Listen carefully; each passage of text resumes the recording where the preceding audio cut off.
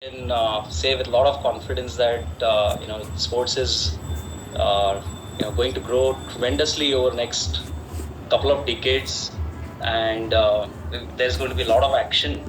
And if you're considering sports as a career option, it's definitely one of the exciting times to be in. And if you happen to consider entrepreneurship, all the more exciting.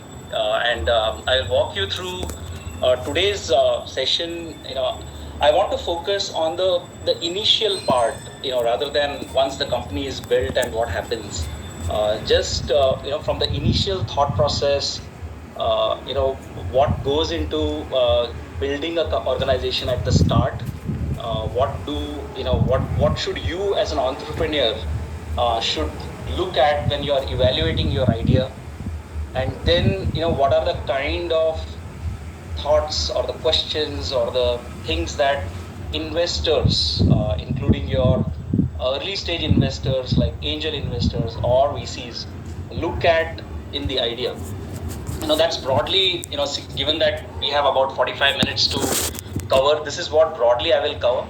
And then, like Minal said, in the end, I'm happy to take on the questions that you might have. So,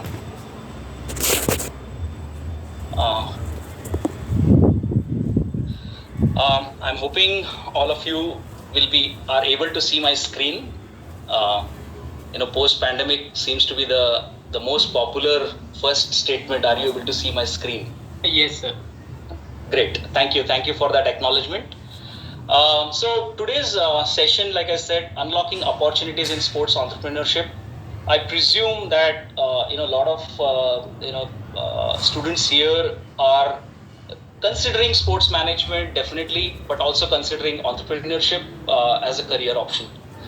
Broadly, big picture wise, I'm sure this, but broadly, sports industry has grew tremendously over last decade.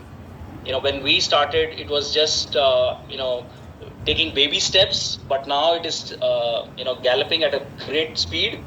And today we are more than 15,000 crore overall industry size, and it is going at a good pace of 11%. So lots and lots of growth.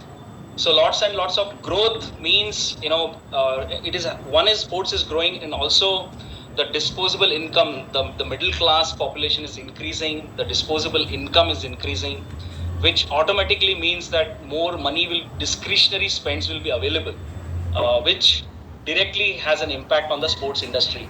Because once you have the discretionary spends that parents are able to do, kids are able to do, the more money gets spent in sports. And given the size of the country, which means that and we all know there are tremendous problems in the sports as of today. When we say problems, and sports industry and sports in general has a lot of problems, it's great news for entrepreneurs, because the more problems means more problems to solve, and therefore more opportunities to fix, and therefore create organizations which can help solve those problems. So broadly, great news from a growth point of view, from a sports industry status point of view, and also current status where the sports is in the country.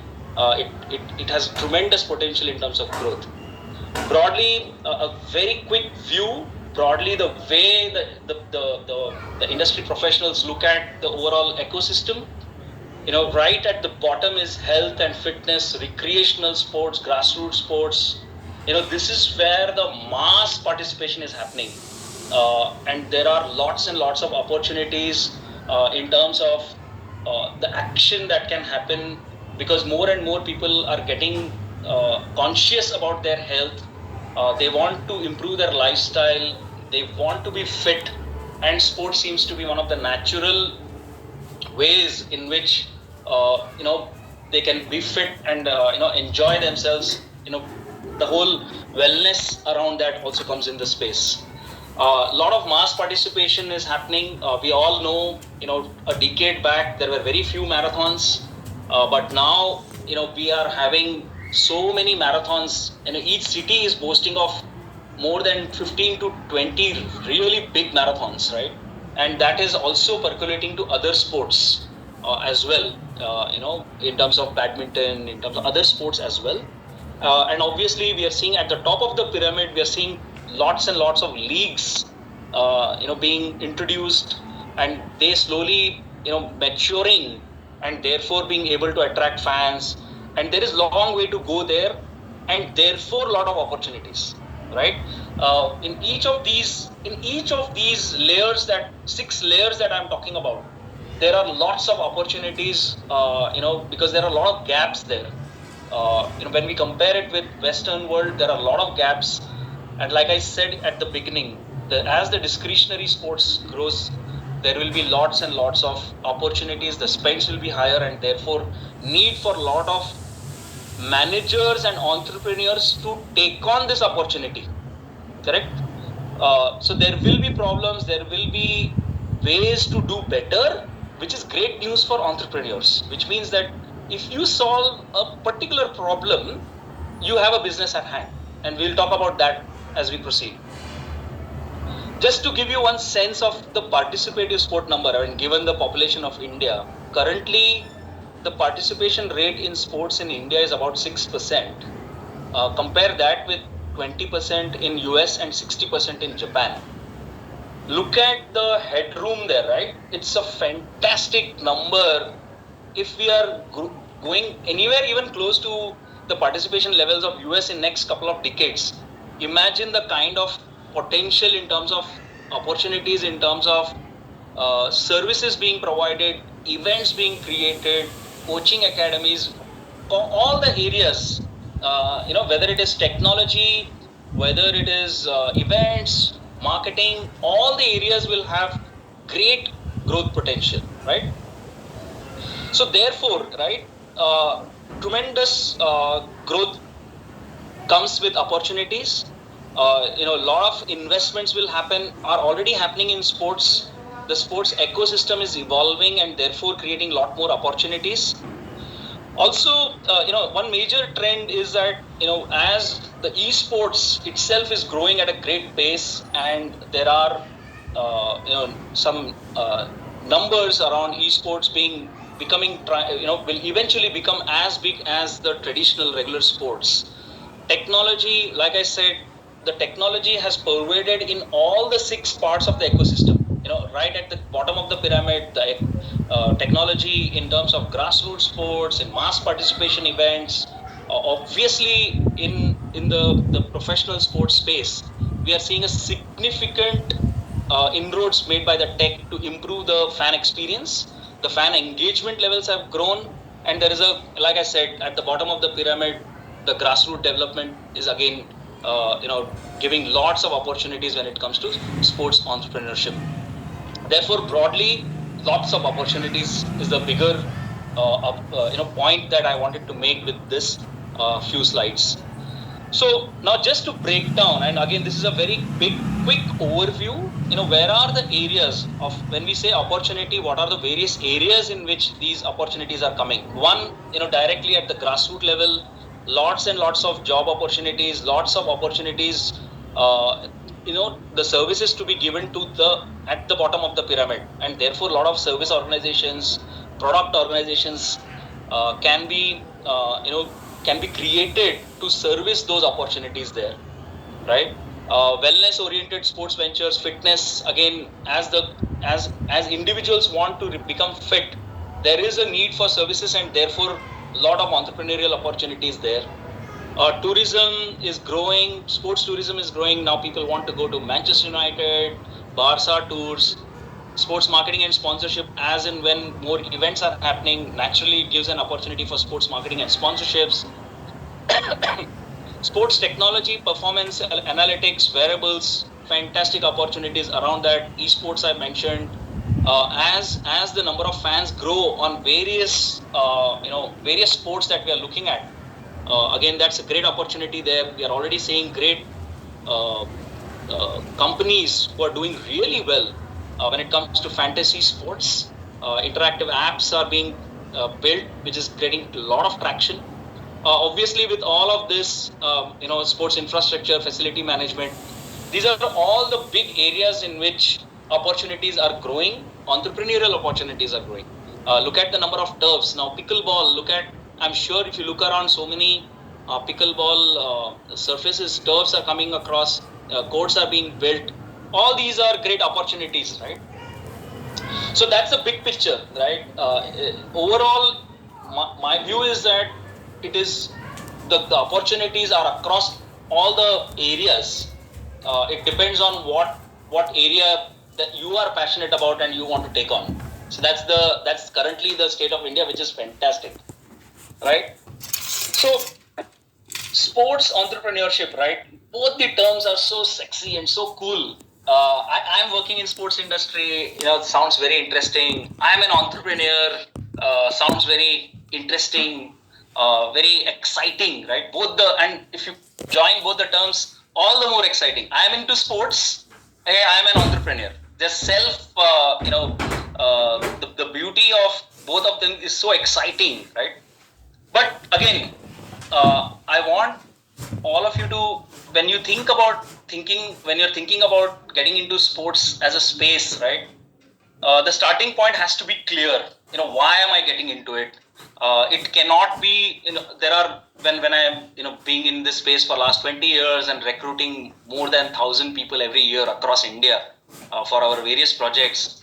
A lot of times, the students come with the notion that I'm very good at sports. I was the captain of the captain of the college team. Those are the reasons for getting into sports business. That's a very dangerous first step. Being passionate about sports is fantastic, but being passionate also about the business side of sports is critical. So just make sure that you're answering those questions of why are you getting into sports as a domain, right? It cannot be that you're a fan, you follow sports a lot, you play a lot. All of that is great to have, but that's not the sufficient condition, right? You need to be passionate about the business side. What area you're interested in is operations. You're excited about operations, you're excited about marketing, product, technology. Figure out that domain. That's a very important first step. Also, don't be enamored by the glamour around sports. You are the creator of glamour, not the consumer of glamour. Think of yourself as a chef and not the customer who is going to eat those delicious food. A lot of people make this mistake when they think about sports as a career. So just make sure that you don't fall into that trap. Also, on the entrepreneurship side, make sure that you're trying to look into entrepreneurship again for the right reasons. The starting point cannot be that I want to make a lot of money. Money is a big driver, no question about it. But that should be a fallout. That's a result of your actions that you would take as an entrepreneurship. That cannot be the starting point. And the reason is that there will be lots and lots of ups and downs that the entrepreneur goes through. There will be lots of challenges where you will feel like, why the hell did I even think about this? Even if it is sports entrepreneurship, right? There were many other options to make money. Why did I choose? Because I can tell you right away that if money is the central point, there are many easy ways to make good amount of money than becoming an entrepreneur. I can say that.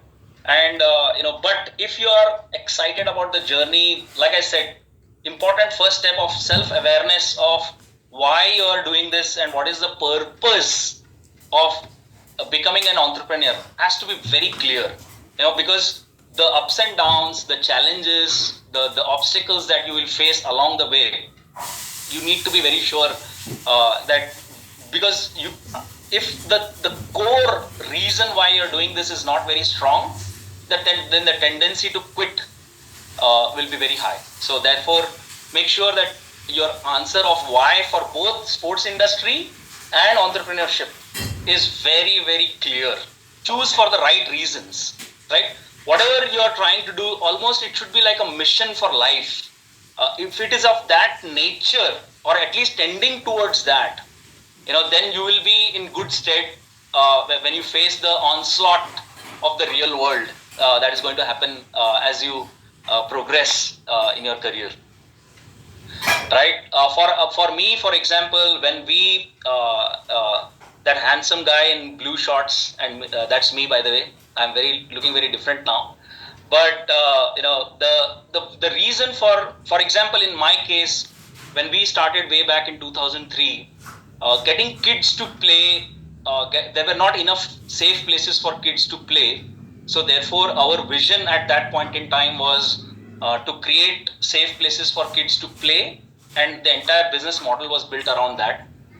And the drive, because as a kid we were blessed with great grounds and a lot of good place to play, and we found that other cities didn't have that. So we thought that if we are able to create that ability to create good safe places for kids to play, was the driver, and is still the core of what we do as Sports Village. What we do, in terms of last 20 years, we have been focused around that. Obviously, we have pivoted, and I'll talk about my journey there, because the first Excel sheet that we built, I was supposed to be extremely rich in 5 years, and I was supposed to retire way back in 2010 based on the Excel sheet.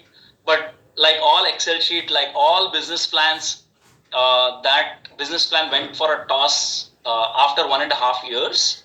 What happened was, we had these places to rent. So we had taken this rental for acre or a half a acre of land, and we wanted to build that in every pin code of the country. But the real estate price went up, and the rental cost, which was 30,000, became 1.5 lakhs. And then suddenly everything went for a toss. So we had to pivot in 1.5 years. I had come back from US. My partners had quit their respective decent jobs, and we had to pivot. We had to figure out what business model we will do. So these are the kind of stuff as an entrepreneur you will face, that you build, you think of certain things, but when you go out in the market will keep telling you something which is very contrary or maybe different from what you had envisioned, right? All the research might say one thing, but when you have a paying customer, it can be very different.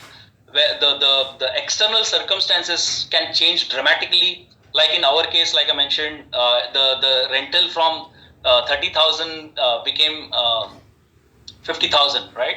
So that was the kind of things that you will go through, right?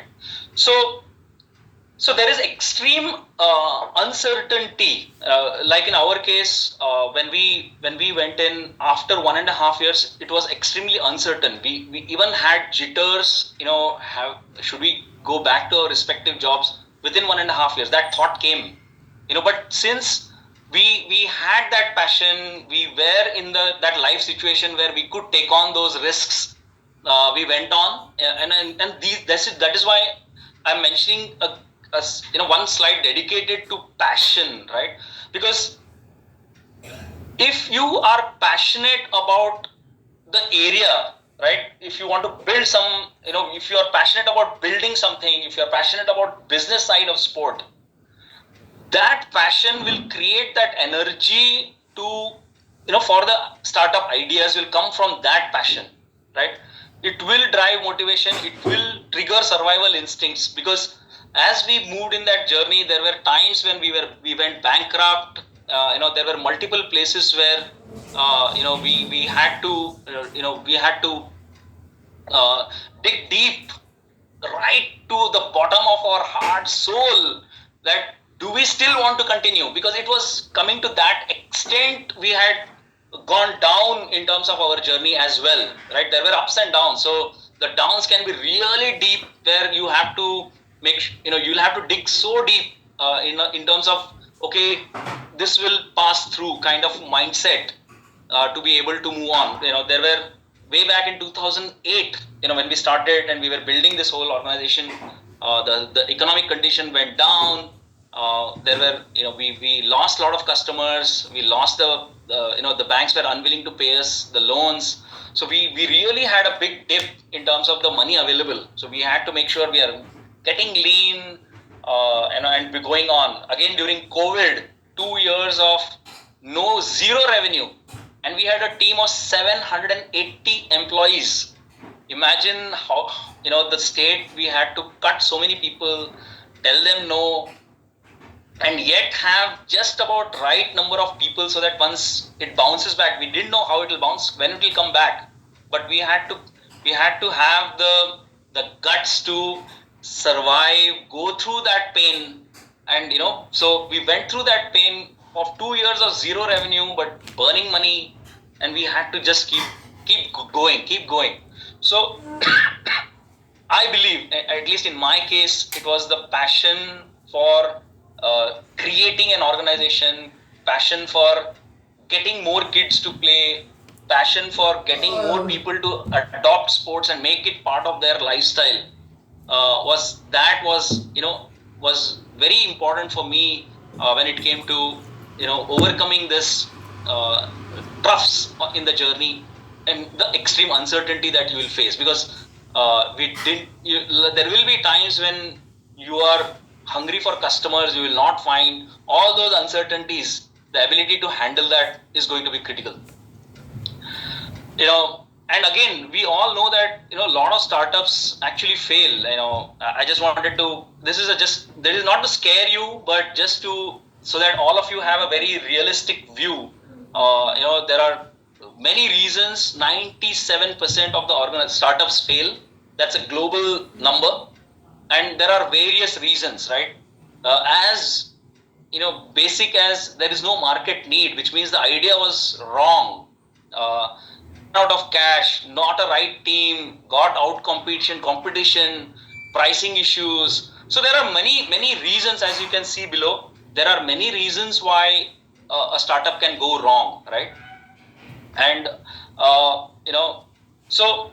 but the thing is that entrepreneurs are unrealistic. I would say even delusional, because every entrepreneur, including me, thought that ye 97% और कोई है, right? I am in that 3%, and this is every entrepreneur thinks like that, and that is why you have those entrepreneurs who are actually going out and building that organizations, right? So you need to be aware of this, and therefore my next point, your ability to handle failure, both sides. One is the fear of failure. What if I take on this idea, try to build something, and it fails? You cannot be crippled by this idea that it might fail, correct? Otherwise, you will never take the first step. So again, that is why the first step was the whole self-awareness, knowing yourself very well. It's very critical. And that is why I'm putting this slides very upfront. It is not to scare you, but to have a very, very very, very strong foundation on which you're jumping into it with complete awareness. One is the fear of failure, which should not stop you from taking on, right? Everyone individually fights this fear in their own respective way. I'm not here to tell you that this is the way to get rid of fear of failure. It could be your own set of ways in which, but I'm telling you that you need to have really good answers to that. And second is managing the fear, right? After managing the failure, basically after, let's say you have tried something, right? That idea fails. In US, in Silicon Valley, the failure is celebrated. Our society is not there yet, but as a person looking, as a student looking for career in, or as a thinking about being an entrepreneur, you should be having that mindset that fail hua to koi problem nahi. At least I tried, and I have learned something, so that next time I will not repeat the same mistakes. To be able to have this attitude towards failure is very, very important. Yeah. Okay. So now that I have set the context overall, let's say what is the idea, right? We think, and I want to make it very clear that not you need not necessarily come up with some out of this world idea to start your own venture. It could be something that is already being done, but you are bringing something different. You think you can deliver better, or you can deliver faster, or maybe cheaper, or offer something new which the existing people are not offering. So it is not as if you need to come up with some extraordinary idea. Don't get blocked by that. It could be your idea, could be an existing idea which is you are doing better, right? But at the core of it is, what problem are you solving? Is that a problem that you're trying to solve? Is it big enough? Is the problem? How is the problem being really solved by currently, right? For example, let's say you're coming up with an app which is going to help brands engage with the fans better, right? You have some content idea, you have some ways to engage the fans, you have some new idea. You need to just figure out, if that is the problem that a lot of brands are facing, how is it that currently somebody is solving that problem, right? In our case, the a lot of the schools had their own grounds. So if we were trying to solve the problem of venues, then we eventually started talking to schools and utilize those grounds, so to be able to solve the problem of getting kids to play.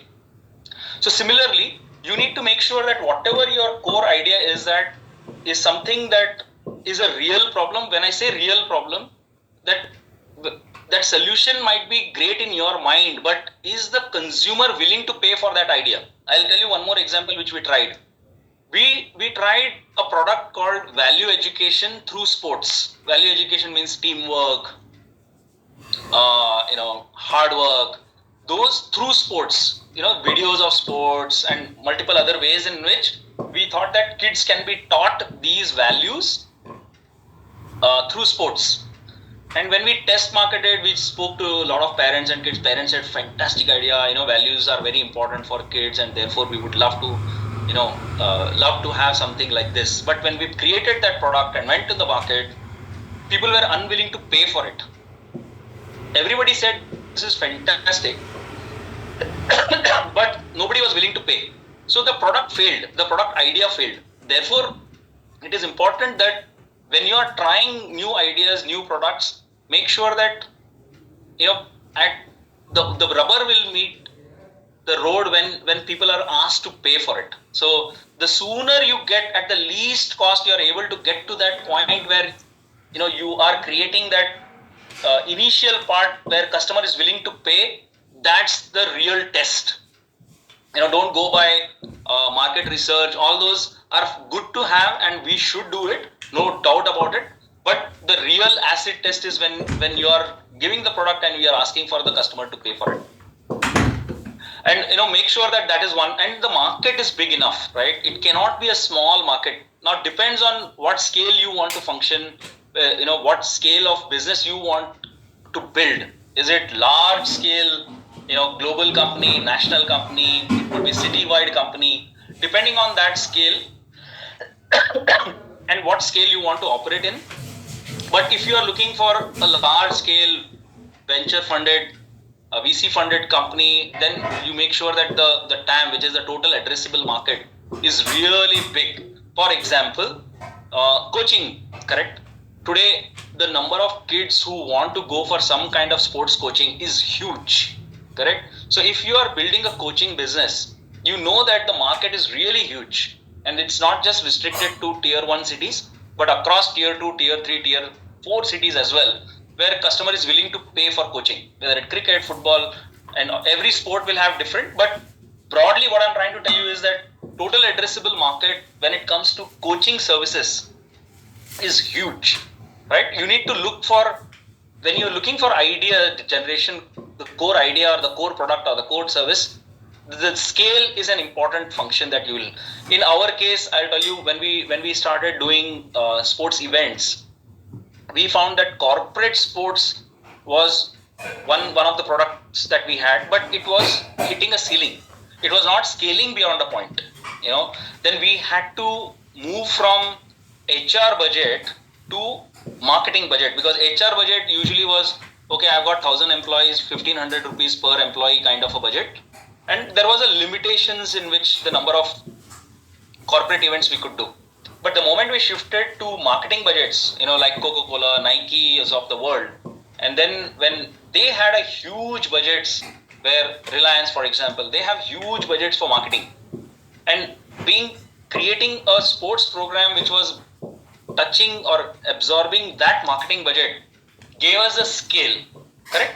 That is what we mean by saying the market for whatever product or the service you are creating has to be huge. Now, for not all the ideas you will have, reports which will tell you what the market is, etc. You will have to do some rough calculation to be able to come to that point. So TAM has to be really big, like I mentioned, and you should have some kind of IP, so that when you launch it, not the competition is not able to copy it really nicely. So easily rather. That's one thing we need to make sure of, right? Yeah. Next is what the concept of the product market fit. What it means is essentially whatever service you are providing, for a particular TG, for a particular target group, for a particular set of customers that you are providing, whatever product you are making, and the market, which is that TG is willing to buy or not. That is the first set of customers that you need. So this, what we call as minimum, testing the product with the minimum viable product, which is MVP, is the minimum viable product. Entrepreneurs, lot of entrepreneurs spend a lot of money. Initial resources are very, very low. So the entire energy has to be spent to validate whether my idea or my product is working or not, right? Is the customer willing to pay or not? That's where the energy needs to go in, which is what in the world of entrepreneurship they call as an MVP. Try with that, iterate fast, because you will need some tweaking. As you start talking to the customers, they will tell you, this is working, this is not working, I need it at this price, this feature is good, this feature is not good, or it could be totally different, this is not working, right? So that the energy spent on identifying the product market fit with the minimum viable product, right? Minimum features. That's the point in which that's the sweet spot in which the entrepreneurs needs to initially spend a lot of their energy in, right? Then important thing from a scalability and repeatability point, what it really in simple word means is, if I'm creating something which is true for, let's say, a customer in Mumbai, I can do it across India. Whether you can service, you can create that same product, repeat it, thousands of times, lakhs of times, millions of times, that would be fantastic idea. That's what the venture funds, the investors love it. And scalability is obviously you can scale it, right? I am doing it in one city, now I can do it in 100 cities. If you are able to create that a product idea is such that I have delivered it in one city, I have proven it, can I move it to 80 cities? Correct? That kind of a thing. That's what means the validating the idea or identifying the product market fit is. In our case, like I mentioned, the whole sports marketing division in ours was when we started doing small events, corporate events. But after 3 to 4 years, after we learned how to deliver large scale programs, and when we moved to marketing budgets instead of corporate sports budget where HR budget was involved, to marketing budgets, that's when we started scaling. So just to give you an example, we worked with Reliance Foundation Youth Sports, which was across 40 cities. When we did Coca-Cola football tournaments for schools and colleges, that was across 86 cities in India, correct? Now, with corporate sports, we couldn't have ever reached beyond few cities few big cities where corporates are there who are willing to spend money on sports for their employees. But with marketing budgets, because Coca-Cola's customer was there in more than 100 cities in India, we were able to go there, and they had the budgets to reach there as well. And the second one was the whole edu sports as a division, which was basically catering to schools. So we outsourced physical education programs in schools with the technology backing it. And since we were able to do it in one school, now we are able to do it in more than 1,500 schools across India. So we started in 2003, but these two ideas came about in 2008. So for the first 5 years, we were just iterating all the things that I mentioned earlier, right? Try to build something, test it out in the market, failed, didn't have scalability, didn't have repeatability. So we kept working on various product ideas, service ideas. We even did ticketing. We tried campus Olympics in colleges. We tried few technology products. None of it worked. It all failed initially. And we just, there were few events, corporate events, which were profitable, but not at the scale in which we wanted to work. So we had to make sure that we had the sustenance power to remain true to our goal of building a sports organization as we grow. And these failures, we had to make sure that we are mentally there, focused, learning from it, and keep iterating till we hit the ideas which we were able to scale. Right now, these two organizations became as a company, we surpassed more than 100 crore as a revenue.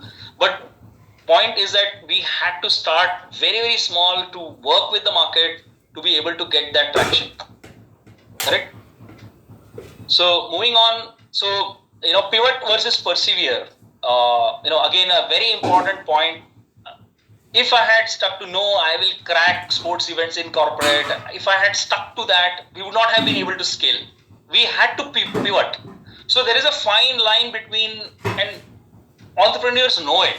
When you're working on your idea, when you're working in the market will keep telling you, if you're open to listen to them, absorb that information, you will, as you're iterating your ideas, you're fine-tuning your ideas to get to the product market fit. You will have to take the call of whether I want to pivot or whether I want to keep persevering with that idea. And in this, we need to make sure that our ego is not coming in between. We are very objective in our analysis whether we want to go ahead or pivot, right? When it comes to funding for us, we had way back in 2003, I reached out to friends and family to help us fund. After a few years, we were able to attract few HNIs. After 3-4 years, first 3 years, banks will not give any loan. So sometimes we had to take no collateral, high risk loans at very high interest rates. That was a big risk. Government, we got some grant from government way back in 2006 when we were talking about doing something in schools. Strategic partnership in our case didn't happen, but when you are potentially looking at any bootstrapping or early stage funding, that could also be one of the things that one of the big companies say that, okay, if this works, then it can be very helpful to me. That's what strategic partnership means. Essentially, a bigger organization is willing to give you some funds for working on the idea that you have come up with. Customer acquisition, again, very critical in the early stage. What are the various channels? What are the various costs? Because like I said, in the first few years, our job is to prove to the, if we want to move to the next stage, have a very clear idea of what the cost of acquisition is. Because, as you start growing from the initial phase and you have now started getting traction in the market, you're getting paying customers are coming, then you make sure that your customer acquisition becomes a very critical part, which is essentially sales to acquire customers, what channels you will go after, whether you want to go direct, indirect, B2B, all of that. will come in play. From a business models perspective, when you're thinking of an idea, one of the big questions will be, is this fundable by, what they mean by fundable is whether it's a lifestyle business or whether it's a large scale business. Lifestyle business is something like, hair salon, right? Where you have to be present, very service oriented, like a restaurant, right? But a large scale business would be something like Dream 11, where you have built the technology and then suddenly you can service millions of people. So various business models are there. You can service businesses. You can talk to B2C would be that you are working directly with the customers online or through retail. Subscription based models, again, self-explanatory. Whether you are running a events company which is dependent on sponsorships, whether you're really creating a sports content channel, whether it is on it, that's the various how you will make money, how will you monetize your idea, and therefore you will start creating the business model around that, around here, right? Some important information for you from a key challenges in the sports section, right? When you're thinking of sports industry, sports entrepreneurship, three main challenges for any sports entrepreneur. One is that sports has a lot of regulatory conditions. What I mean by that is, you cannot just do some event with Indian cricket team, right? You will have to involve BCCI. You'll have to take the licenses. You'll have to compliance. We all know what's happening with volleyball league. The federation is not allowing it. Federation is creating challenges for them. All of that is happening. Gambling is going through a lot of issues around gambling and betting laws, broadcasting media rights.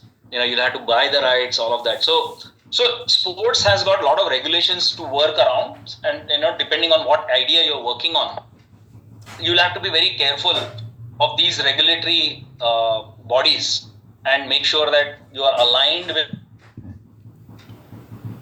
your idea is aligned with that. Second is the seasonality of the nature of the sports industry. Is it's event based. IPL 4 महीने के लिए होता है, ISL 6 महीने के लिए होता है, कबड्डी 6 महीने के लिए होता है. So it is, seasonality is there in this business. So whatever idea you're working on, you'll have to figure out ways in which you're able to sustain on the non-season months as well.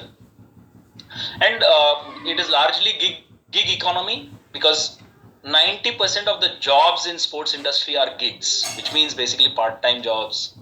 Mumbai Indians has 6 people full-time, but when it comes to IPL season, they recruit more than 3,000 people over a period of 3-4 months, right? Or maybe a month. That is the kind of nature of the business. It is gig economy. It is a gig-based business. A lot of freelancing work, a lot of side hustles are happening in this industry. So, just to give you a quick overview of what venture capitalists or the investors ask or look for.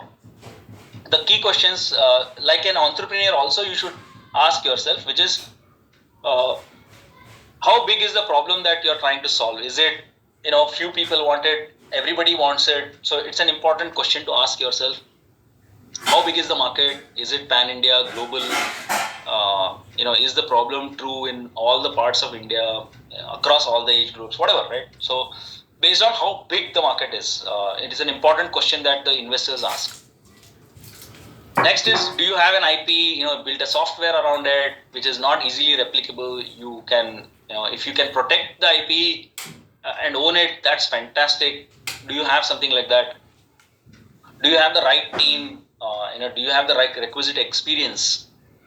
And then, based on the initial testing in the market, are you finding traction? Are customers coming there? Are they willing to pay? Now, there are many questions, obviously, but these are the broad, basic hygiene things that as an entrepreneur we should be very clear about. right? Various stages of funding. First is what is called as a seed funding. First is obviously friends and family. Then next is seed funding, angel investors. There are sports incubators. A lot of universities have it. Then the next is Series A, Series B, where venture capitalists come in play. Then growth equity, which is IPO, and private equity guys. Our company was at the growth stage. We had private equity guys investing in us way back in 2015.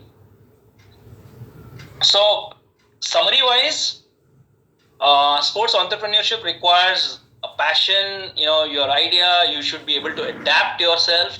Like I mentioned in my own journey, the number of failures we've had to face, and the number of pivots we had to make to reach to a point where we had the product market fit. Depending on what your interest is and what you're passionate about, there are a lot of opportunities. Emerging trends in terms of esports, sports tech, wellness, a lot of opportunities there. Validate the ideas, get paying customers, even if it is at the minimum viable investments, creating that minimum viable product. Validate that idea, and then find the right funding strategy for your business goals. That's the broadly the overall summary of what we talked about. Thank you very much. That's all I had for today. Happy to take questions. Yeah, so I'll read questions for you, sir.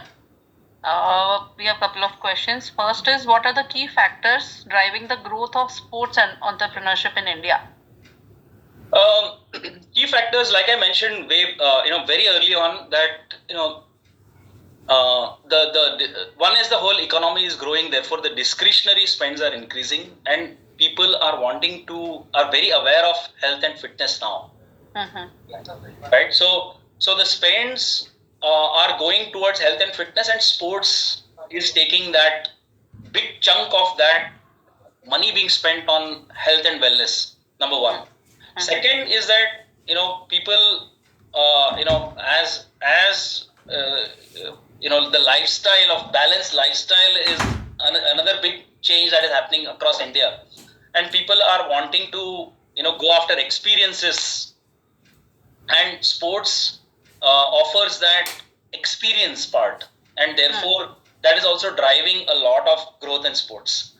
Okay. Now, also, technology is a great enabler when it comes to creating a great fan experience, and therefore that all the technology products which are offering great fan experience, like fan code, they are also driving growth.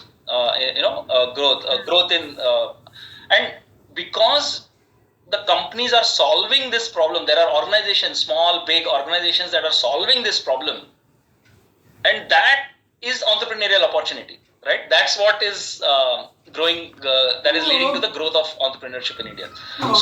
So broadly, we are saying that yes, people want to experience sports now, but there are so many challenges and problems.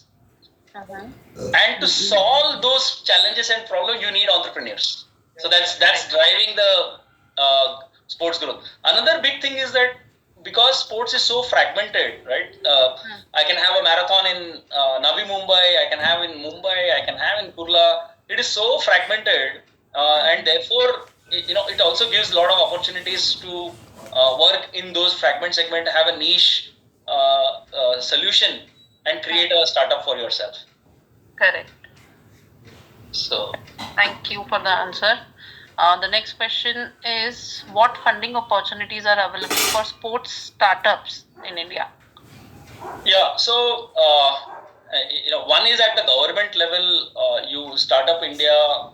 If you read about it, you just Google Startup India. They do give some level of funding I think to the tune of 20 lakhs if your idea is right and you have all the documents in place. Other than that, depending on the level at which you are, right? It could be the funding is available for the right idea at various stages, whether it is angel funds, whether it is private equity, whether it is IP. All these levels, there are funding opportunities available. but again, the funding opportunity is available for the right idea, for the right team. There are so many aspects, right, which I just mentioned that are important. So hopefully that answers that question. Okay, thank you. The next one is while recreational grassroots sector is growing strong, we don't see much growth in mainstream elite sports besides cricket and kabaddi to some extent. So how can we address this, and what are the opportunities for new young and entrepreneurs in this? See, okay. So what is happening at the elite when we say that cricket is growing, kabaddi is growing? What is actually happening? What is the reality? Reality is that both these sports had huge mass participation, and at the elite level we did really well. We won the 1983 World Cup and all of that, right?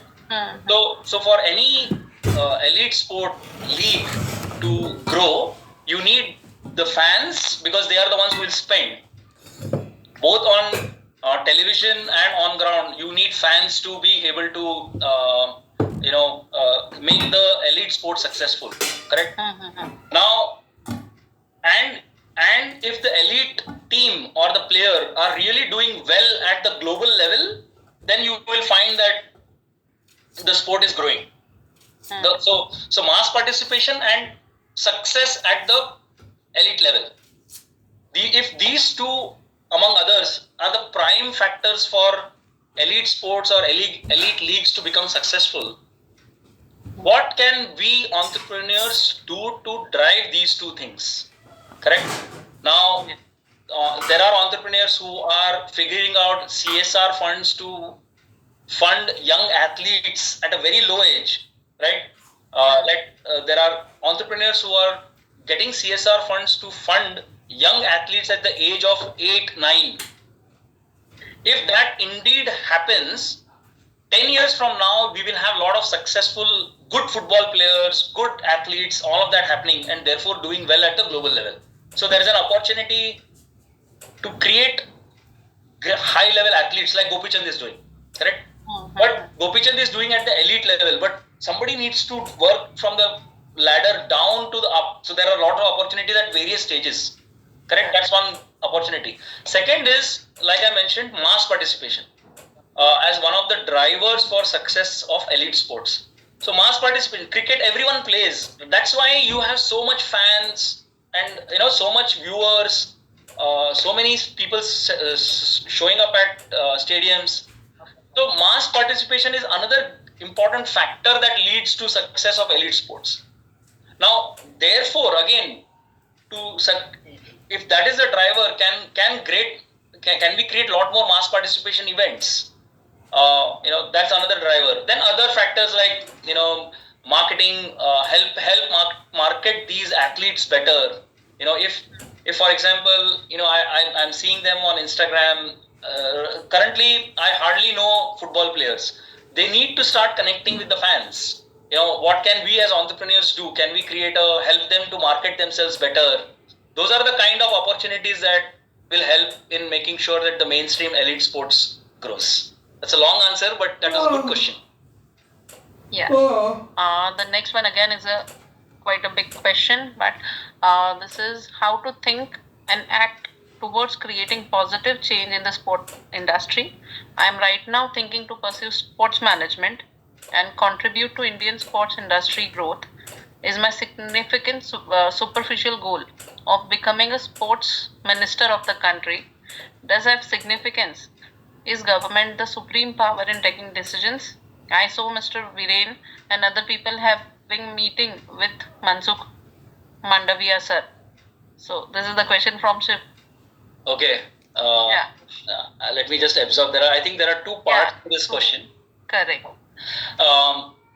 See, contributing towards Indian sport was definitely one of the key drivers when I came back from US, and there are a lot of fellow entrepreneurs today who all had this passion of contributing towards Indian sports. We all played sports at certain level, but we were passionate about contributing towards Indian sport, and a lot of people today are jumping into this, are wanting with this thought of making an impact, which is why I think one of the beauty of Shiv's question is that inherently there is a clear why I want to get into sports, why I want to become a sports entrepreneur is very clear. I think that's the it's almost like you have a mission for life. These are the kind of things that are required if you want to jump into, becoming a sports entrepreneur or getting into the sports industry itself, right? So that's the first part is, yes, positive change, narrowing it down, because at the beginning of your career, or at the start, you might, there will be a long way before you can become, let's say, Director General of SAI or Sports Minister, whatever your path is, that pathway towards that is. And I know the one, Director General of SAI who started very small, but in over a period of 12 years became the Director General of SAI. And he is an IAS officer with a clear goal 12, 15 years back. So the way you're thinking is absolutely bang on, Shiv. I think we need such passionate and far-sighted individuals to make an impact to the country. The next question is, what business opportunities exist in esports and virtual gaming?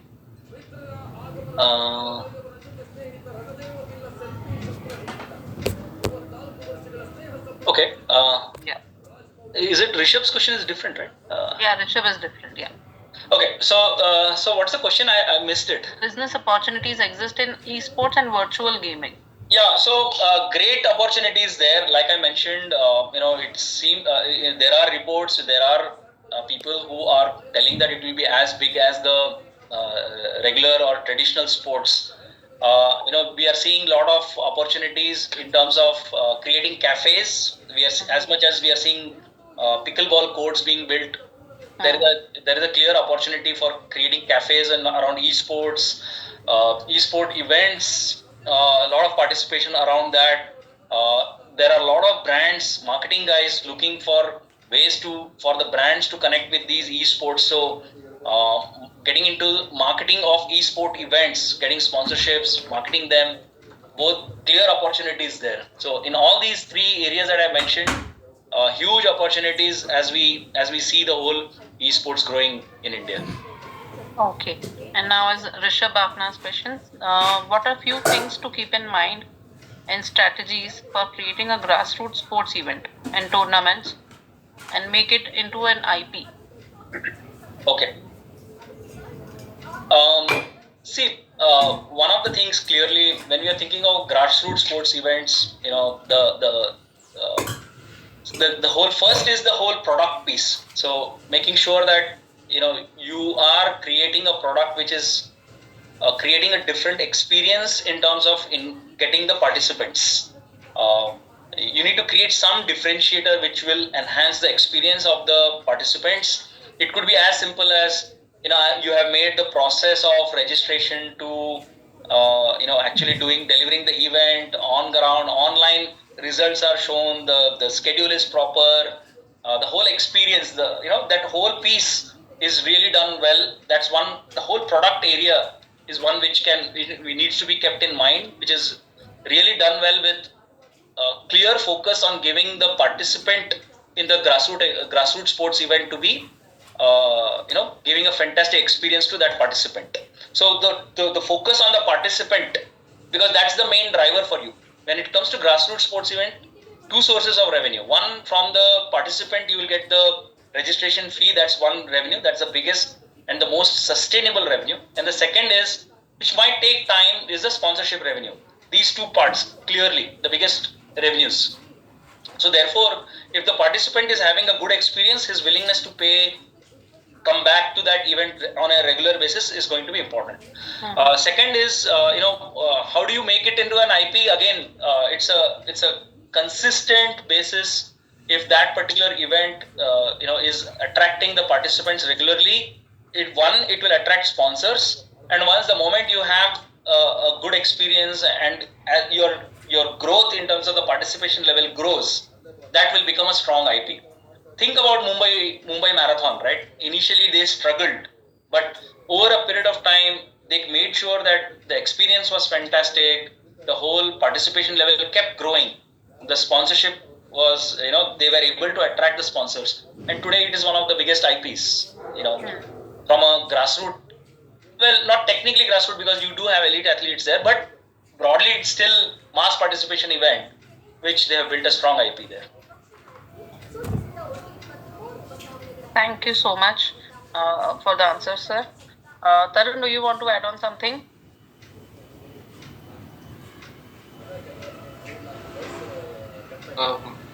I think sir has covered all the aspects very well, and all the questions are answered well.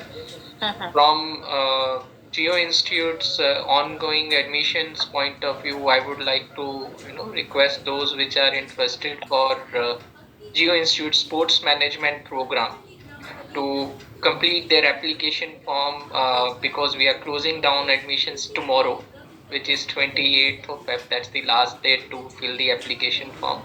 And please get in touch with your counselors if you still have any doubts in terms of program or the admission process or anything related to Geo Institute.